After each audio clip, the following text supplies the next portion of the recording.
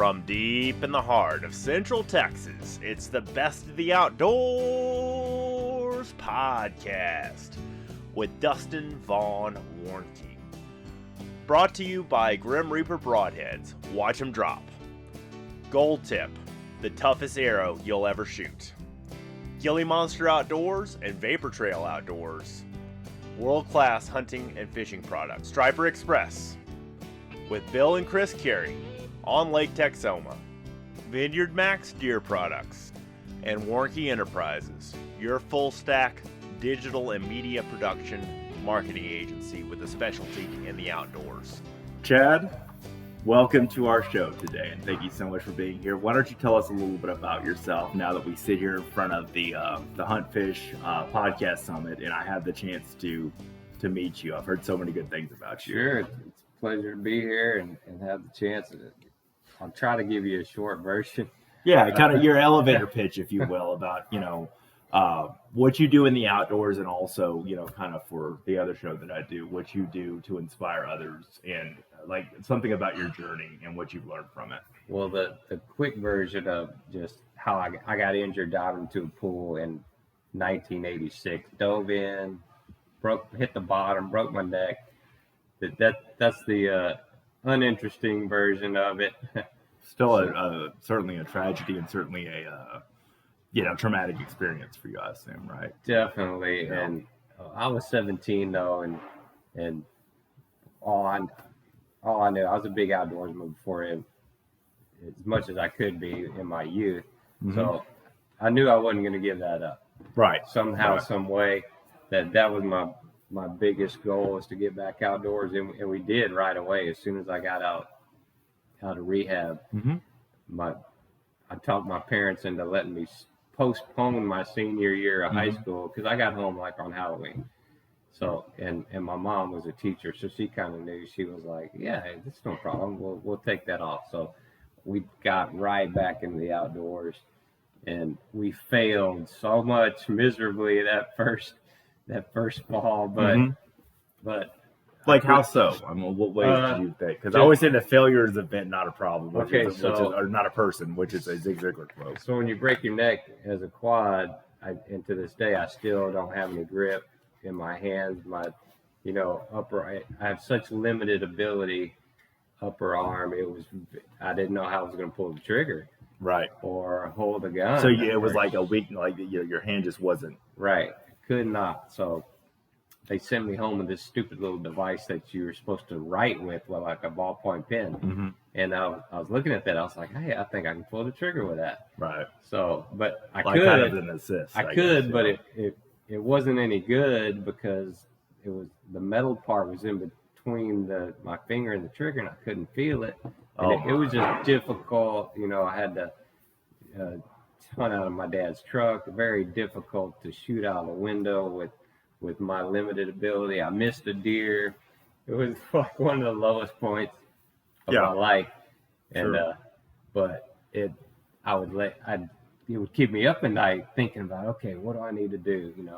It opened up so much inspiration for me for learning opportunity. That's how the invention process works. You have to get out and fail. Mm-hmm. And then you figure out how to do it right. And take Thomas Edison as an example, or any of the other, how many times did you? It didn't take me that many times, but that was a lot of times for him, though. But I figured by the next fall, that summer, I had figured out a trigger puller mm-hmm. and a chest strap to be able to hold a shotgun to be able to shoot. And the next fall is when we started. Shot a deer. My dad made an accessible blind. I killed my first dove, which was a really big thing, because I love wing shooting. Sure. And I didn't want to have to give that up. So I could breathe again.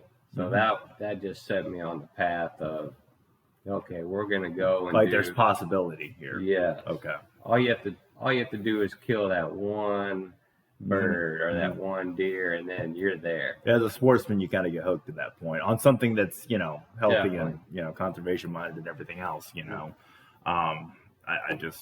that sounds amazing. The outdoors was still the same. Yeah. The same place.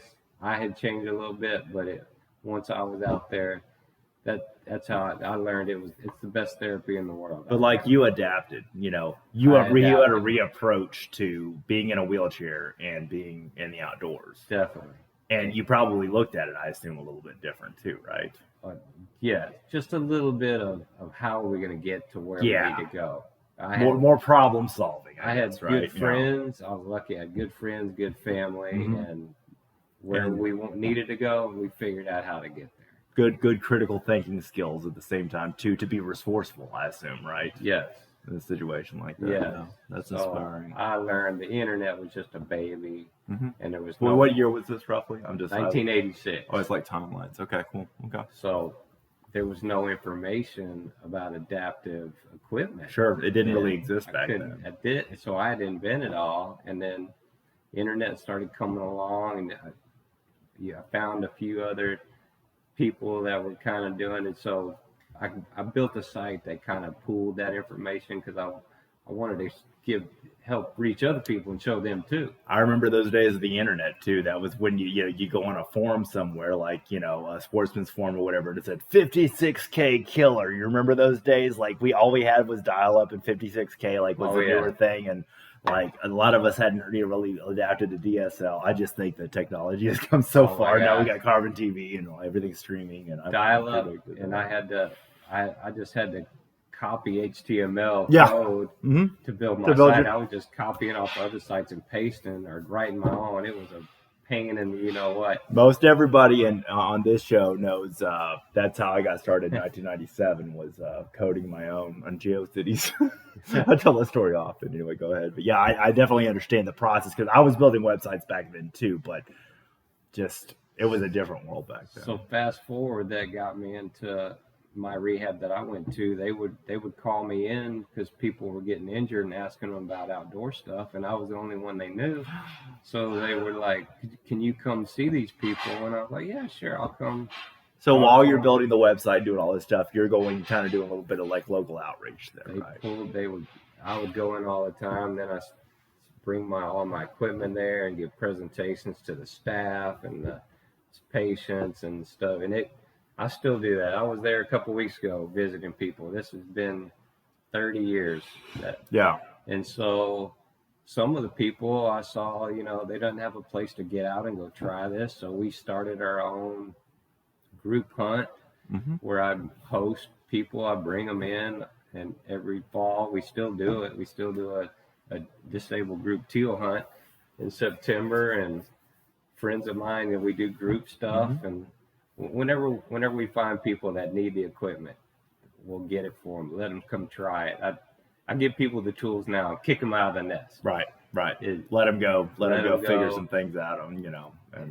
And I've been lucky to go on a lot of hunts around the country, other organizations. So people find me from all over the country now, and they're like, "Okay, I'm newly injured.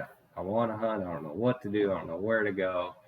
So I can tell them, "Okay, this is what you're going to need. This is who you get in touch with. You go with them, or if you can't come with me, then I'll set you up where you are just to get you going." So you're almost like a waymaker at that point. That's right. Almost like a guide of yourself, or an outfitter of yourself, just kind of helping push things along. Yeah. I see that. That's very cool. I was so lucky to be able to go and do all this. Now I have to give back. I have to, because people helped me survive.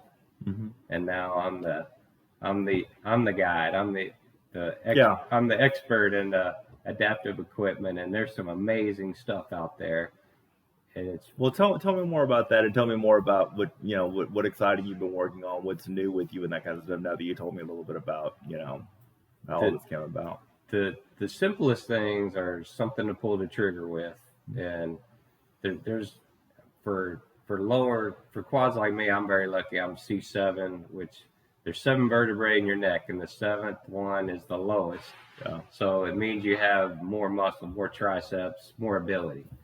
So the higher up, so you're going to get in that C5, C4 range. That's where it gets, where you need a lot more adaptive equipment. They make a sip and puff trigger. I've seen those on TV. Yeah, they make a viewfinder for your scope, and Because you're more limited the higher it goes up on the sea on the sea vertebrae. You're more limited, but cervical vertebrae. There's gun rigs that you can aim with joystick and push button stuff like that. So tell me some of the things that you've innovated for people that haven't heard about you, and what are the things that you've done. We make the trigger pullers, and we make the chest straps for people so you can hold a gun up without falling on your face. It helps. It helps like to stabilize in a way, like stabilize them. Yeah. Definitely. So and we build some fishing adaptations that go on your wrist and your arm. And for me, I'm lucky. My wrists are strong. I can just. I've always just taped the rod to my hand. Okay. Super simple. It works for me. It still works for me. That's how I fish. But a buddy of mine and I, there's a device called Receive All. I actually mentored him, and he's in my latest show. You'll see him tonight when we show this. Oh yeah, cool. At the film festival that we're having. Film festival. Great event so far. Yeah, wonderful. So I mentored him 15 years ago, and I knew right away when I went in his room that first time. I was like, he's got the spirit. Yeah, he's gonna be fine. He just doesn't know it yet. You know, he's kind of apprehensive and nervous about, like, if it would, Right. But yeah, I get that. I've been part of a few invention, projects, and I get that. It's just kind of like that unknowing of, is this going to be well received by the people that, actually use it, And I can imagine what that's like in that situation. He was like me. He just wanted to know that it could be done. Yeah. And I was like, yes. Yeah, you will. That. I showed him some of the equipment I use. And I'm like, dude, when you get out of here, he's a welder too. So he knows, all the welders I know that you can make anything to make something work for you. Right. So he knew, he just didn't know what it was yet. And that's fast. He's a tier peer like me. We're really good friends. We invent stuff together. Anytime we meet somebody that needs some equipment, we go evaluate them, or we make something for them. And we're always working stuff like that out. So he just got his picture at tier on the wall, like I have mine. Nice. I've got one of the coolest, not the toot my own horn, but I got one of the coolest pictures up there. I'm in the pond, water up to here with a shotgun and my dog. Oh my gosh. So when I was newly injured, there was a magazine. It was like PVA, Paralyzed Veterans or something. And this guy was fly fishing, sitting in the stream in his chair with the water. And I was like, I'm going to recreate that picture someday. And you did it with duck hunting? And I did it with honey. That's cool. And how exciting. Like, I mean, you rehab, had an inspiration. At the rehab, people that are just getting in there are like, oh, we saw your picture on the wall. And they were inspired about they want possibilities. They're like, I want to meet this guy and talk to him about outdoor stuff. So that's been there forever. So how has the outdoors helped you? Like, I guess the best word is cope with the challenges, because I can tell you how it does for me. Our listeners know, how it has for me, but also, like, it's therapeutic and cathartic for me to be out there.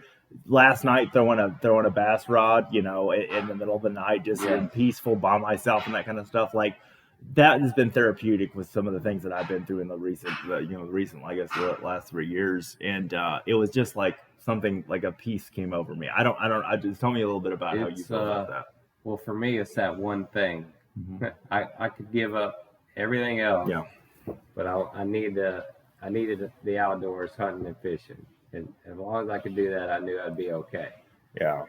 And really for me, like, it was almost like, I always have the spiritual, part of me that's like the surrender to the divine, but also like the surrender of my problems to, like, the water, almost like I'm kind of just giving my like opening my spirit to, to nature, and to, that realize we come from the earth and we go back to the earth, and, and then the kind of philosophical part of I'm letting go here amongst this vast, water, body of water.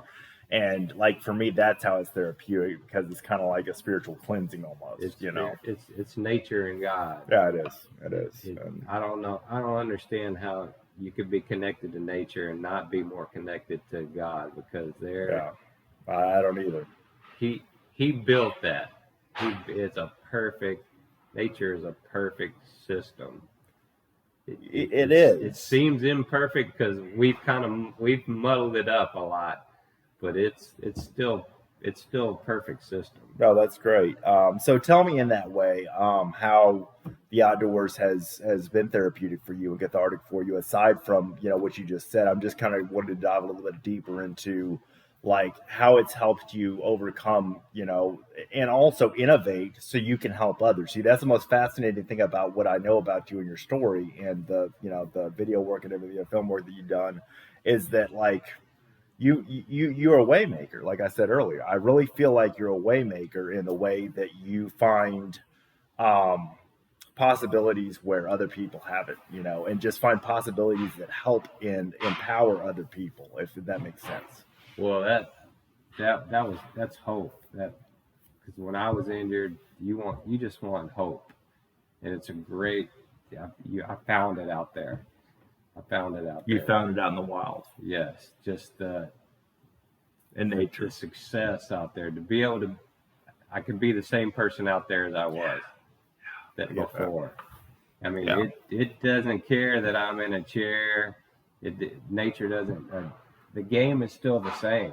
Yeah. I just play it a little differently, but it's still the exact same. There's very few things you can keep doing the same after injury. That I can keep doing the same way. More challenging, but it's all challenging. Hunting is challenging. Yeah, that's the thing. Fishing's challenging too, especially when it's slow. Yeah, when it's slow.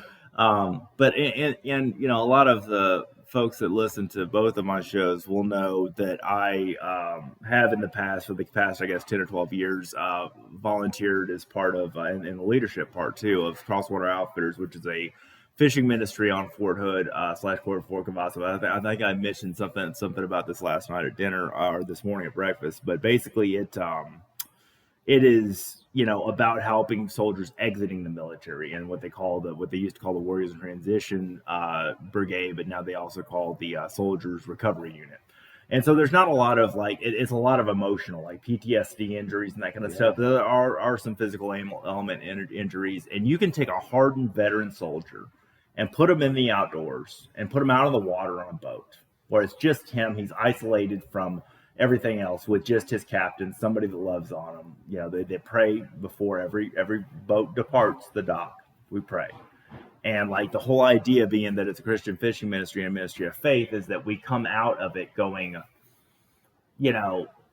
the end, we feel as volunteers, captains, deckhands, whatever, of that event, that we feel like we were changed and transformed too, because we gave back, but also we learned about how it is to deal with either emotional or physical injuries. So you're giving them hope too that their life can be what it was before. Mm-hmm. We call it new normals. New normals. And I've given a devotion for years there. I haven't led the last couple of years because of some personal things. But I mean, like I say, that I experienced some new normals that kind of make me even more of a subject matter expert on new normals. But see, you have too, and you had to newly adapt. That you couldn't go back to normal. Like the new normal was within. But look what arose. Look what came out of your new normal. That you used, something that was tragic at the time, and it helps you grow in a new direction, in a new way. Well, one of the best lines I heard about that was, once you find meaning in what happened to you, it ceases to be a tragedy anymore. Once you find some meaning. Oh, that's good. It's true too. It is so true. The more and that I just never heard anybody say it that way, because you're really, they always, the cliche thing, turning lemons into lemonade and that kind of stuff. But I like it more of the fact that I found hope in the lesson that turned out to be a blessing. I went through it definitely for this, for sure. I was so set up, just people around me, and you had a good support system. That is one of the best things you can have, is a good support system. Your brothers and sisters. I still build it today. Mm-hmm. You make it bigger and bigger. Well, you got a new follower here, because I didn't know much about you before I started this. But like I said, when I saw you, I guess it was yesterday. I think I encountered you getting some stuff out of my vehicle. You were there, and you were just like, I'm good, going to, yeah, and just like and you have this rugged chair here that like has these awesome like giant bike tires on them, and I'm just like, that guy is cool. Like I wanted to get to know you better because I was like, this, like I could see it I could see the sparkle in your eye, the ambition, the innovation. Like that's the kind of stuff I love that just lights my fire in my spirit, is to talk to people like you that have done like.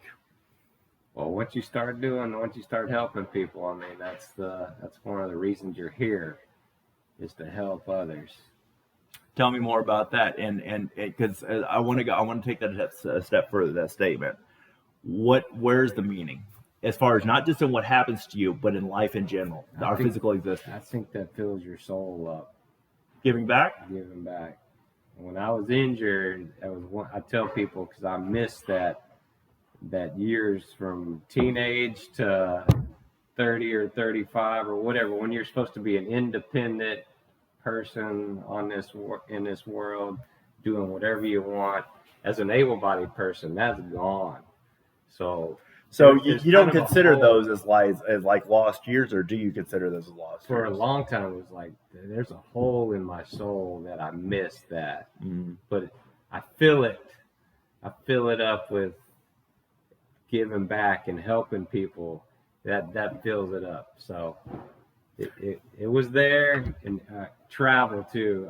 Travel will do it. That's how I filled it up too, is being able to go halfway around the world. Experience life. Yeah, experience life in your new normal. Yeah, I see. If you don't have any degrees or any education at all, if you just traveled the world, you would be an educated person. And meet people, and learn cultures, and interact with people. I don't think enough Americans do that. I think people in other countries, if they have the means to do so, do it. Like you'll see a lot of people in the UK and that kind of stuff, travel abroad, as they say, and those kind of things. But a lot of like Central Texas born Texas Americans like me, like I sit there and go, how many people around me have never left this state? My grandmother was born and raised here and lived 90 years, never left. It's more difficult for people in wheelchairs or just people with disabilities to travel, and a lot of them are scared of doing it, flying especially. Yeah, especially because of all the security and everything like that. So I understand that. It's more important. That's another reason more important for us to go do it. Yeah. And I actually, we went to Africa hunting, South Africa, before I got the Pathfinder Award and went to Namibia, and never met this guy after I got back. I just wrote about it because this was way before podcasting and YouTube, probably before YouTube existed. Yep. So I got an email from this guy. He goes, you know what? I've been following you, and I would never thought I could go over to Africa. I've always wanted to and go over there and hunt. He said, since you did it, I went over there. He went with the same guy as I did over there. He's like, I went just because you did. And I wanted to tell you thank you for doing that. You were kind of the catalyst for him making that decision to go on a safari over there. I never met the guy, and from right then I was like, you know what? You're going to affect people that you never hear from. You're never going to know what kind of ripple effect you have, and you're still going to make ripple. That's why we're doing the show, because we can reach more people. The more people we can reach, you never know who you're going to affect. Right. So would you agree with me that at least this is my summation of what we talked about? The meaning in life can be found in being a part, or at least one way can be found in being part of something bigger than yourself. Definitely. Do you agree with that? Especially when that's where you're out there in nature. I mean, you're insignificant, but you're part of it. So the ego for me, the human ego kind of disappears when I'm in nature, and I become part of it, if that makes sense. I mean, that's kind of a deeper spiritual sense of nature for me. I take a little bit more, deeper, being that I'm a deeper thinker, but also deeper empathetically. For me, I kind of lose myself in nature. It's a blessing to be able to learn how to be still out there. And it's kind of like it says in Psalms, be still and know. bow hunting was a big challenge that we got into, but you really have to learn how to be still. That's almost an art form out there, and that is because if you're exposed in a tree stand or something, in an outdoor situation, whitetail deer. What do they always say? My dad had the thing, if a leaf falls, in the woods, you've got a bear, will smell it, an owl will see it, and what was it? Something will hear it. The hawk, yeah. Will hear it. And then the deer sees all three. You know what I'm saying? So bow hunting for deer alone is just very challenging in that respect, whether you respect it or not as a gun hunter, bow hunter, or not hunter. But I think it's very, like, for me, it was almost like the next step, and it is for a lot of hunters. And then a lot of hunters will leave bow hunting if they have a shoulder injury or something like that. But see, and then go to single shot or whatever, kind of like the Mr. Whitetail that was over here earlier. He's very much about or like the Jim Shockey. Or no, who was it? It was the Jim Shockey, or was it Jackie Bush? No, it was Jim Shockey. He used to always take one muzzle load in the woods, or one shot on the hunt. And I don't believe he was faking. I don't believe his camera guy had any ammo in the back pocket. Like, I think that he was for real. Like, if this isn't going to happen, I like him. It's something special. There's so much more happening out there that you miss. Oh, I know. A lot of people miss that. You miss if you're not sitting still and just watching. There's so much going on in nature. The actual hunting and shooting part is such a small part of it. It's a fun part. It is. I mean, yeah, and for those of us that love, that are very conservation minded, that love hunting and fishing for the right reasons, is conserving and making sure we have future, outdoors for everybody.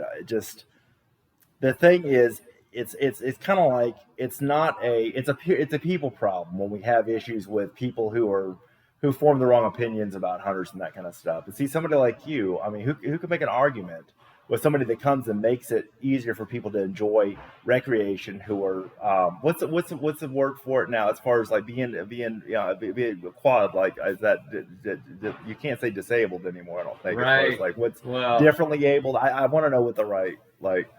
I think differently able is stupid. It's like politically correct. Yeah, it is so politically correct. But people frown on handicap. And you can't say that anymore. And I knew a guy for every year it was a different word. I was like, dude, it doesn't matter which what word you're using. It's not going to change your lifestyle at all.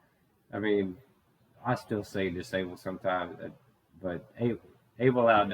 I say able hunters now, which is. I heard you say that earlier, and I wanted to revisit that, but that's. I say both because So if I'm talking to somebody who's not going to get an able hunter, I'll say I'm taking some disabled hunters out. Oh, so you use both? Okay, abled and disabled. Yeah, I'm with you. Right. It's okay. Okay, that's fine. I just didn't want to offend anybody, but we're worried about that more these days as well. Last, I guess, what else would you like to add? I want you to give us your contact info and everything like that. We got about 10 minutes left, and then I'm going to ask you an ultimate final question on this show. Everybody can find me on Able Outdoors. We were talking earlier about the more I get into it, the more people come find me, the more I get to take people out. It's getting more exciting for me because that's what I love doing. I love getting out myself and going and doing, like, taking on those big impossible challenges. Yeah, like we were talking about before we started recording, as far as like the some of the big draw hunts and that kind of stuff. And I mean, that's a big deal. But that all being said, I mean, you've been an inspiration for so many who have injuries that have led to wheelchairs or other I know that there's things like the track, the little different, like, it looks like, it reminds me of like a bulldozer, style, track system and that kind of stuff. There's some other options too that are a little bit better for that. That's one of the newest innovations out there. There's a chair called the Outrider, and it's kind of a electric 4-wheel drive mountain bike. Oh wow! So it'll go. So it's like a quad. It's like okay. It's really light. It go like 80 miles on a charge. Oh my And goodness. it's whisper quiet. And what do? You haul the generator along with it to charge the battery? It's got like a Tesla battery in it or something. I don't know. But That's amazing. I've always wanted to do, ever since I got hurt, I've always wanted to do hunt elk with a bow, air quotes, on foot. Mm-hmm. And this thing is going to allow me to do that someday, because it's quiet enough. And we got close. I had a aluminum rickshaw kind of chair built for me before this came about, so one person could haul me a long way. And we almost had an elk with it and the guy hauled me up we were in the mountains in New Mexico elk hunting, and he got me off the road. We went after these elk that were up in the trees, and we had them all around us, and he called one in.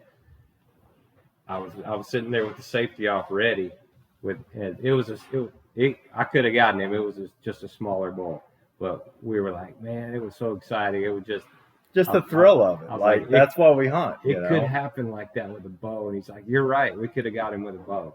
So I knew it was possible then, and I know it's gonna happen someday. So yeah. But now with this Outrider chair, it just gives me a lot more range to be able to do that. Right. That's beautiful. So we got off in the weeds there. No, it's fine. I want you to talk about what you're working on, what you're excited about. What film are we watching later today that's on Carbon TV right now, or what's coming out? Like what's new for you? Like what's coming? It's the newest one is it's a cast and blast with a guy named Justin Gordy, a good friend of mine now. I mentored him, and now he kind of following in the same footsteps I did.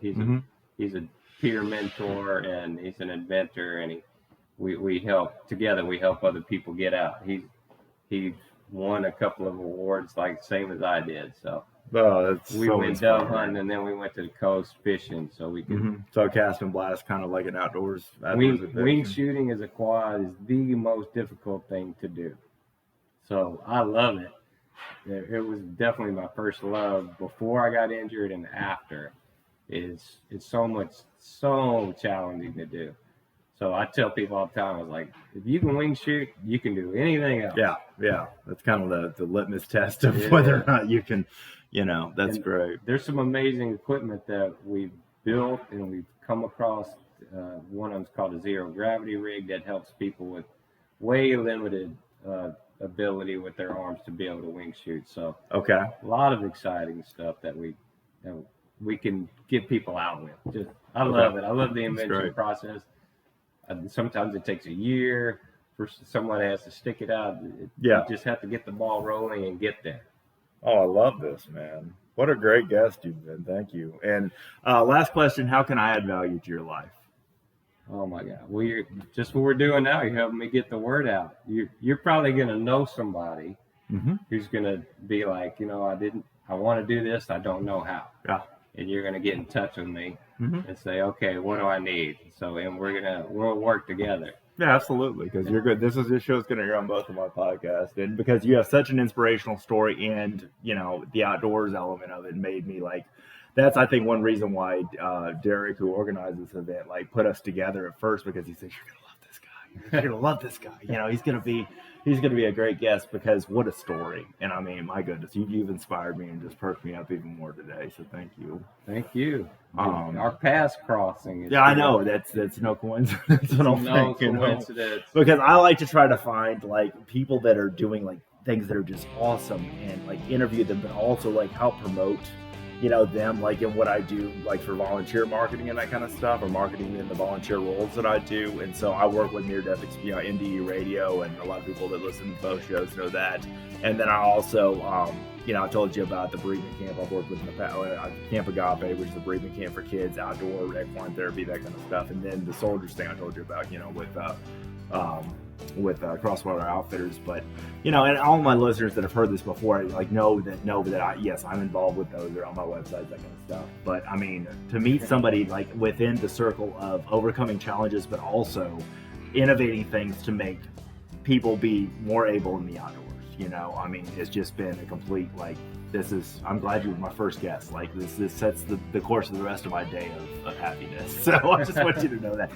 Tell us how to find you in social or whatever, in case people are listening again, don't read the show notes. I'm easy to find. We have Able Outdoors. I have a website and a YouTube channel, and now we're on Carbon TV. We just got on Carbon last fall, and it's the next step up for us. Super exciting. It's been an inspiration. Thank you so much for being part of our show. My pleasure. You've got your social handles.